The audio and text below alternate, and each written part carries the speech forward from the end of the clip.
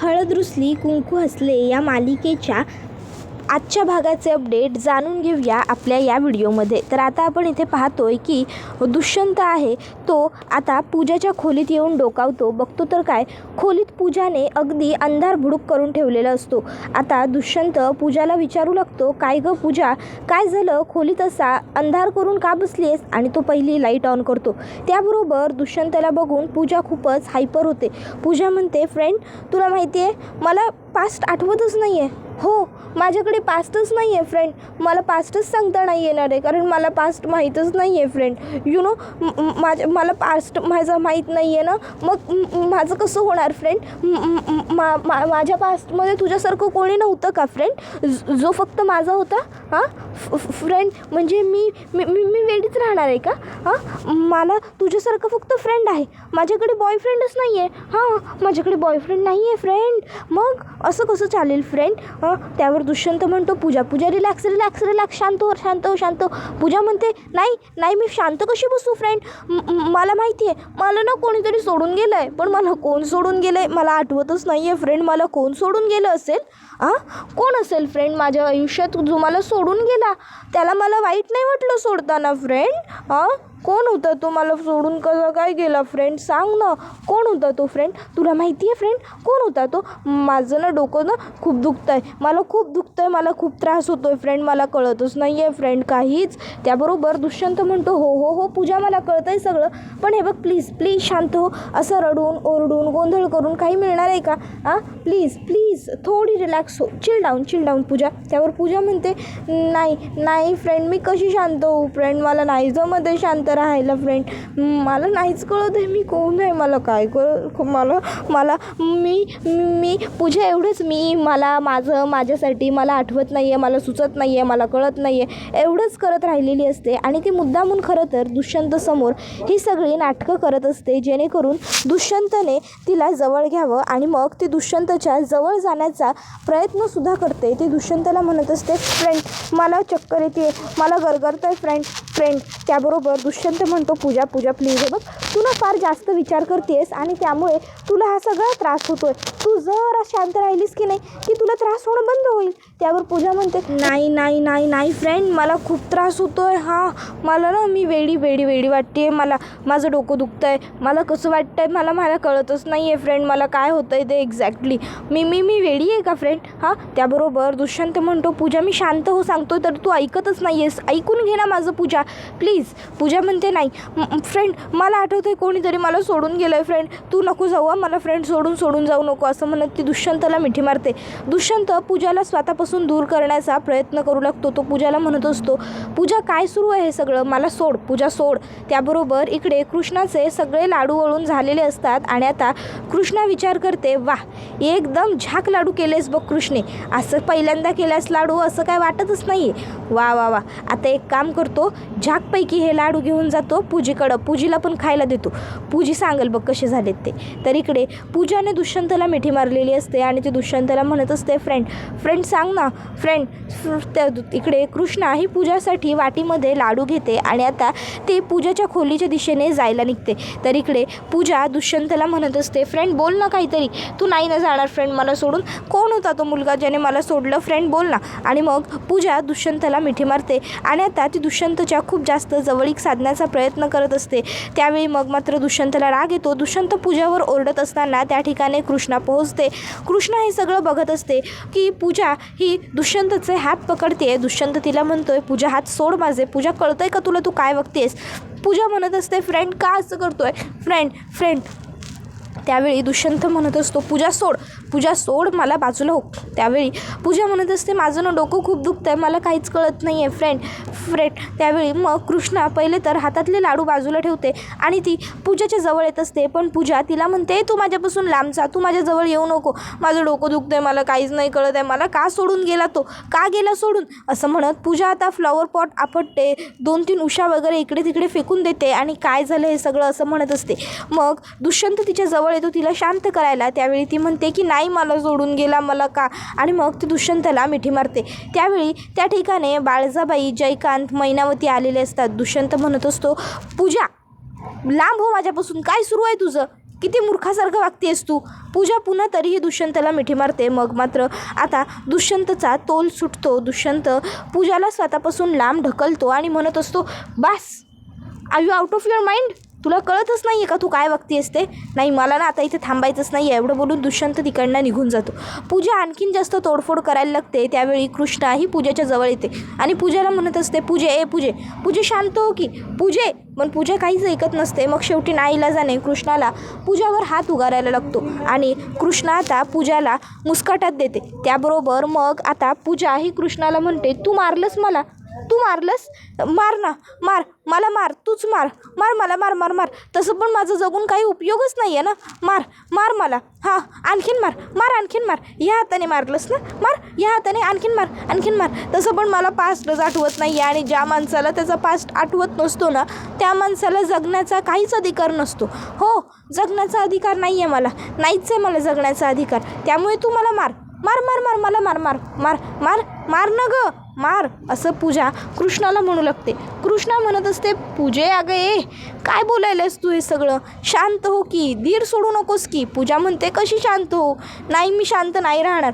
मला पास्टच नाही आहे, मला भूत वाटते, भीती वाटते, मला काय होतं आहे मला नाही कळत आहे, मला कळतच नाही आहे, मला खूप त्रास होतो आहे. मला सोडून गेला तो, मला सोडून गेला. कोणीतरी होतं जे मला सोडून गेलं, मला एकटं पाडून गेलं ना, म्हणून माझं असं झालं. हां, असं आता पूजा म्हणू लागते. त्यावेळी मग कृष्णा ही पूजाचे डोळे पुसत असते आणि पूजाला म्हणते, पूजे रडू नकोस की, शांत हो, माफ कर मला बाय, मी तुझ्यावर आज हात उगारला, पण मी काय करू, तू ऐकत नव्हतीस ना माझं काहीच, म्हणून. पूजे ए, शांत हो की. देवार काय रे हे, काय हे सगळं घडवून ठेवलं आहेस माझ्या बहिणीच्या आयुष्याचं? माझ्या आयुष्यात प्रेमाचं सुख आहे आणि माझ्या बहिणीच्या आयुष्यात तू काय दुःखाचा मळवट भरला आहेस. त्याबरोबर इकडे बाळजाबाई ह्या मात्र हे सगळं बघत राहतात. तर कृष्णा ही पूजाचे डोळे वगैरे पुसत असते, पूजाला जरा रिलॅक्स करत असते. तर दुष्यंत हा आता रूममध्ये आलेला असतो आणि तो आता पहिलं घसाघसा पाणी पिऊन घेतो आणि विचार करू लागतो, ओ माय गॉड, आज खरंच पूजाने तिचे सगळे लिमिट्स क्रॉस करून टाकलेले आहेत. म्हणजे ती खूप आज विचित्र वागली आहे. मला कळतच नाही आहे की नक्की पूजाला होतं आहे काय. नाही, पण हे जे सगळं सुरू आहे ना, ते सगळं खरं तर माझ्या आणि तिच्या रिलेशनशिपमुळे होतं आहे. आमच्या दोघांमध्ये जे रिलेशन होतं ते आत्ता तिला आठवू लागले. पण आज पूजाने सर्व लिमिट्स क्रॉस केल्या. आता मला कृष्णाशी खरं बोलायला हवं. त्याबरोबर इकडे आता कृष्णा ही पूजाला वचन देत असते, पूजे तू काळजी करू नकोस, तुझ्या आयुष्याची ही राख रांगोळी ज्यानं कोणं केल्या का नाही, मी त्याला हुडकून आणणार. तर दुष्यंत म्हणतो की जर मला उद्याची संक्रांत गोड करायची असेल तर उद्या मला कृष्णाला सगळं सत्य सांगून टाकायला हवं. मी उद्याच्या उद्या कृष्णाला माझ्याबद्दल आणि पूजाबद्दल सगळं खरं सांगून टाकणार आहे. तर दुसरीकडे कृष्णा ही पूजाला म्हणत असते, पूजे शांत हो. तर पूजा इथं खाली मनात म्हणत असते, कृष्णे तू माझ्या कानाखाली वाजवलीस ना, आता बघ ही पूजा काय करते ते. नाही, जर उद्याच्या उद्या तुझ्या या चुकीचा बदला घेतला आणि तुझ्या आणि दुष्यंतच्या संसारावर संक्रांत आणली ना, तर माझंसुद्धा नाव पूजा नाही. तर इकडे आता कृष्णा ही विचार करते की मी त्या नराधमाला हुडकणार आणि पूजाची संक्रांत खऱ्या अर्थानं गोड बनवणार. पण कशी बनवू, म्हणजे मी त्याला हुडकू कसा? मला त्याचं नाव, गाव, पत्ता काय बी माहीत नाही, फोन नंबर पण नाही. काय असेल मग, म्या कुठनं मिळवू माहिती त्याच्याबद्दलची? अगं बाई, तिच्या ऑफिसमधलाच असेल कोणीतरी, पण ते तरी मला कसं कळेल कोण होता तो? म्या पुण्याला जायचं म्हणत्या खरं, पण त्याचा उपयोग काय? मग कृष्णाला सुचतं, दुष्यंतला तर काहीतरी माहीत असेलच की, दुष्यंत तर तिच्याबरोबरच काम करायचा ना. तर इकडे बाळजाबाई ह्या पूजाचा हात जोरात मुरगळत असतात. पूजा म्हणत असते, बाळजाबाई अहो काय करताय तुम्ही हे? बाळजाबाई हात सोडा, माझा दुखतोय, बाळजाबाई सोडा. त्यावर बाळजाबाई म्हणतात, आणखीन तरी मी फक्त हात पिरगळलाय, फक्त दुखतोय, अजून काही केलेलं नाही आहे मी, समजलं नवं? पूजे तुला काय वाटतं, तू लई शहाणी आहेस का? हे एवढं समजा नुकसान तुला कुणी करायला लावलं होतं? हां, एवढं नुकसान करताना काही वाटलं नाही का तुला? का केलं एवढं सगळं नुकसान? त्याबरोबर पूजा म्हणत असते की बाळजाबाई एक मिनटं, मला बोलायचं नाही या. त्यावर बाळजाबाई म्हणतात, बोलायचं नाही म्हणजे तुला या घरात कशाला आणलं आहे, काय अवदसं सुचली आणि म्या तुला या घरात आणलं का नाही, मला काही कळनाच झालं आहे बघ. त्याबरोबर पूजा ही लगेचच बाळजाबाईंना म्हणते की बाळजाबाई हे बघा, तुम्ही उगाचच्या उगाच मला दोष देऊ नका. मी या घरात ज्या कामासाठी आली आहे की नाही ते काम पूर्ण केल्याशिवाय मी स्वस्थ बसणार नाही आहे, समजलं ना? आणि मला बोलताय तुम्ही मोठ्या, तुम्ही आत्तापर्यंत काय तीर मारले तो? हां, एकतरी मारलेला तीर तुमचा जागेवर लागला आहे का? त्यावर लगेचच बाळजाबाई म्हणू लागते की पूजा, एक गोष्ट तू लक्षात ठेव, मला जास्त पुढं बोललेलं आवडत नाही, समजलं नवं? त्यामुळं बोलताना भान ठेवत जा आणि बोलत जा. तू काय बोलतेस? त्यावर पूजा म्हणते काहीच चुकीचं बोलत नाही आहे मी, समजलं ना? त्याबरोबर बाळजाबाई म्हणते म्या प्रयत्न केलं, पण ती कृष्णा नावाची वाळवी या घराला चिपकून बसली आहे, त्याला मी काय करू? त्यावर पूजा म्हणते मग तीच काढायचं माझा प्लॅन आहे. बाळजाबाई म्हणतात आता मी काय म्हणते पहिलं तू ते ऐक. आता तुझी गेले नसलेली स्मृती परत आणण्याचा वेळ झाला आहे. आता तू पुन्हा पूर्वीसारखी वाग.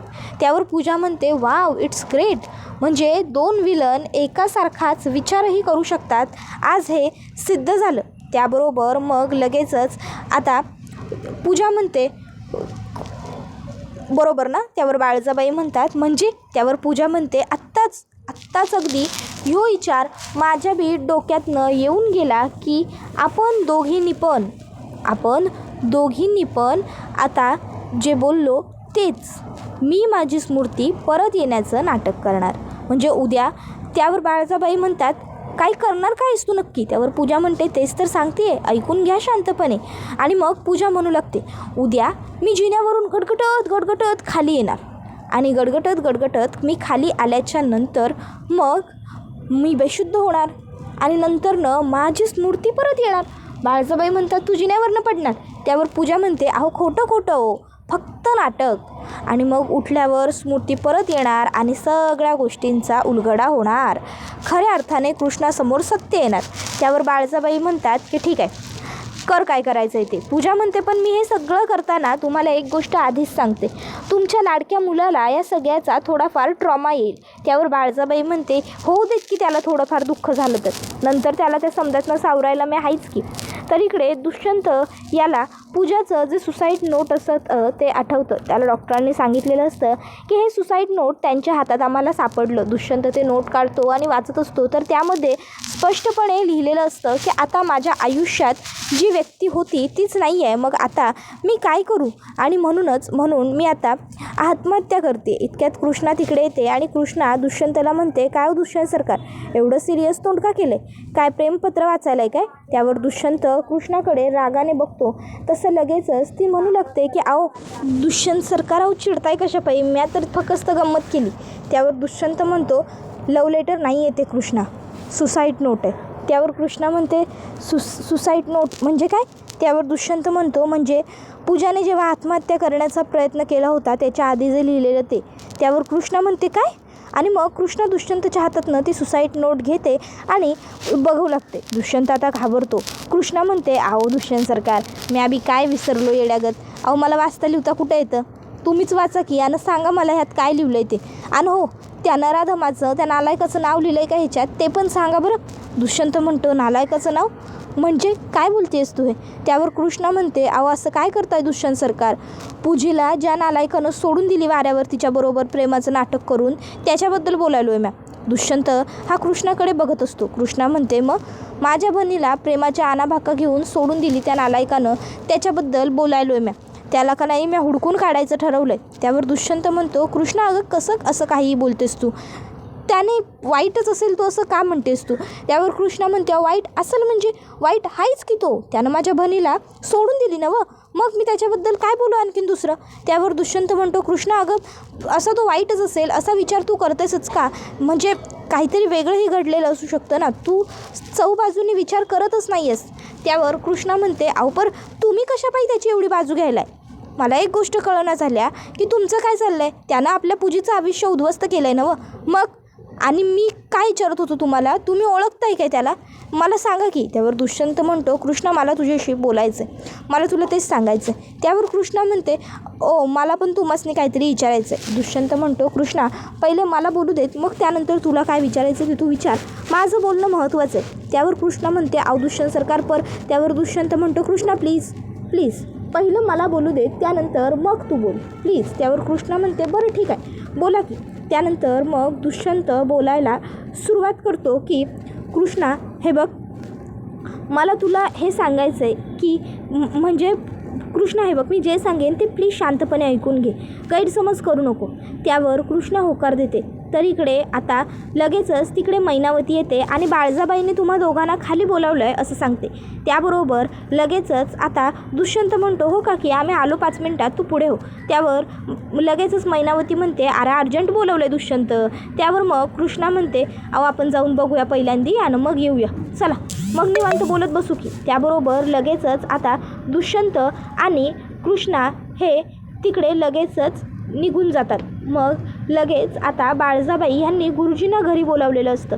दुष्यंत येतो, गुरुजींना नमस्कार करतो आणि म्हणतो, गुरुजी अहो आज तुम्ही इकडे अचानक कसे काय? आई काय गं?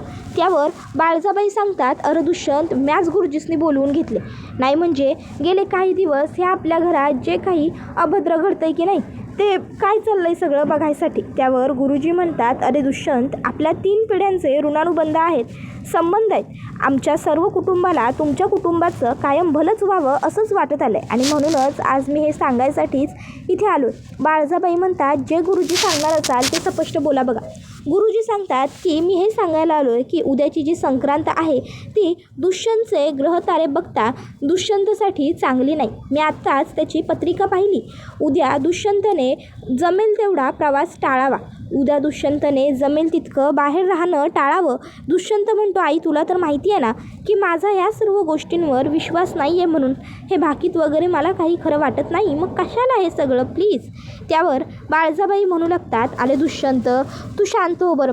आणि तसं बी उद्या सण हाय, तुमच्या लग्नानंतरची तुमची पहिली संक्रांत आहे. त्यामुळं तसं पण तुला बाहेर जाऊ देणारच नाही होत आम्ही. बाहेर तर जायचं नव्हतंच तुला, मग कशाला उगाच तू वाद घालतोयस. त्यावर दुष्यंत म्हणतो, बरं ठीक आहे तू म्हणशील तसं. त्याबरोबर मग आता लगेचच इकडे गुरुजी हे म्हणत असतात की चला बाळजाबाई उद्याच्या दिवसाची काळजी घेतलीत की सगळं व्यवस्थित होईल बघा, पुढचं सगळं आयुष्य व्यवस्थितच आहे. आणि मग आता गुरुजी हे तिकडनं निघून जातात. त्यानंतर बाळजाबाई मनात विचार करतात की चला आता पूजाचा जो काही प्लॅन मला सक्सेसफुल करून द्यायचा होता त्यासाठी आता मी पहिलं पाऊल तर टाकलं आहे, म्हणजे उद्या दुष्यंत घरातच असणार एवढं नक्की. कृष्णा विचार करते, अरे देवा पण मग मी आता पुण्याला कशी जाऊ? दुष्यंत सरकारसनी न घेता त्यासनी न सांगताच जावं लागेल वाटते. तर इकडे आता पूजा ही दुष्यंतच्या जवळ आलेली असते आणि इतक्यात तिकडे कृष्णा येते आणि कृष्णा पूजा आणि दुष्यंतला एकत्र पाहते. तर पूजा दुष्यंतला म्हणत असते, तू माझा आहेस, तुझं माझ्यावर प्रेम आहे वगैरे वगैरे. त्याबरोबर हा व्हिडिओ इथेच संपतो. व्हिडिओ आवडला असेल तर व्हिडिओला लाईक करा, चॅनलवर नवीन असाल तर चॅनलला सबस्क्राईब करा आणि बेल आयकॉन आठवणीने प्रेस करा, जेणेकरून तुम्हाला पुढच्या प्रत्येक व्हिडिओचं नोटिफिकेशन मिळत जाईल आणि सर्व व्हिडिओंचा अगदी उत्तम पद्धतीने आनंद घेता येईल. चला तर मग आजच्या पुरतं इथेच थांबूया. पुढचा व्हिडिओ येईपर्यंत धन्यवाद.